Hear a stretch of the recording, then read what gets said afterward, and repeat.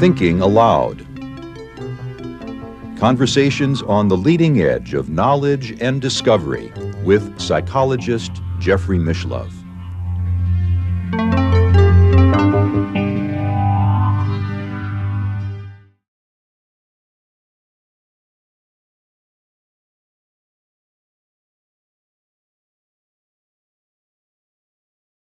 Most people who achieve enlightenment, if they manage to retain the body for 2 weeks, that they usually are out of there by the end of that 2 weeks. Yeah. The consciousness is no longer attached to this. It's totally understandable, because we're talking about cosmic consciousness would be one way of expressing it, a simultaneous awareness of everything. Yeah.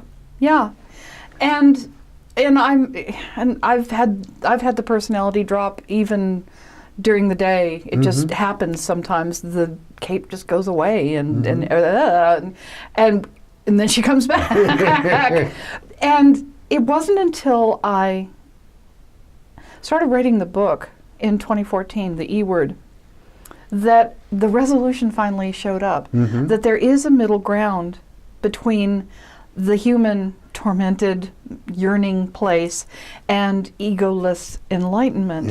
And it's called the transpersonal consciousness. Transpersonal consciousness. Transpersonal consciousness. You write Abraham about Maslow that very talks eloquently. And so this is the place where human beings can be liberated, because there's no one home in enlightenment to enjoy being liberated. There's no, I got it. That's yeah, the I irony. did it. That's the irony. But there is a place of liberation where we are no longer confused by the sensory input that tells us that we are isolated standalone units called human beings that ground us in our physicality and our separation, and therefore our fear, our confusion. The middle stage of transpersonal awareness is when we evolve the ego consciously. We recognize the ego for the tool that it is. We can marshal it, we use it. If I didn't have an ego and you didn't have an ego, we wouldn't be talking. There would be nothing to talk about. There would be no journey. So it's a very necessary, inevitable construct. It's beautiful. There's nothing wrong with the ego. And it's also impossible to dissolve it, because you can't dissolve what you are, but you can expand it. That's the trick. Not inflate, but expand your perception of who you are and start to see things from a more quantum, a more mystical perspective. And throughout the book, I go into a lot of different exercises and ways that we can train the brain to see in a more connected To some extent, fashion. it's an intellectual process, I gather. To some extent, absolutely. We've got to know about something first before we can act on it. So we have the intellectual understanding of quantum physics and the mystical perceptions. Yes, my father and I are one. My neighbor and I are one. Yes. So we have that intellectual grounding. And then there comes actual experience. For example, a very simple martial arts exercise called soft eyes.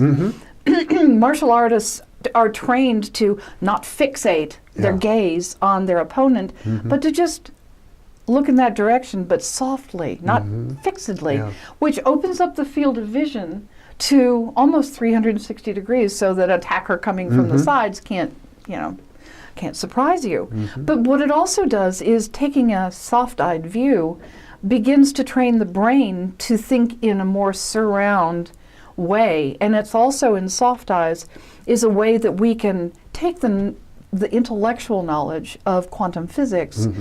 Everything is a quark. There's no boundary between you and me. This is really an endless, boundaryless quantum sea, and there's no differentiation. That's intellectual knowledge. But I can sit here in soft eyes and look in your direction, and I can imagine that it's an endless quantum sea. It can become experiential. It can become experiential. Yeah. We just have to retrain how we perceive.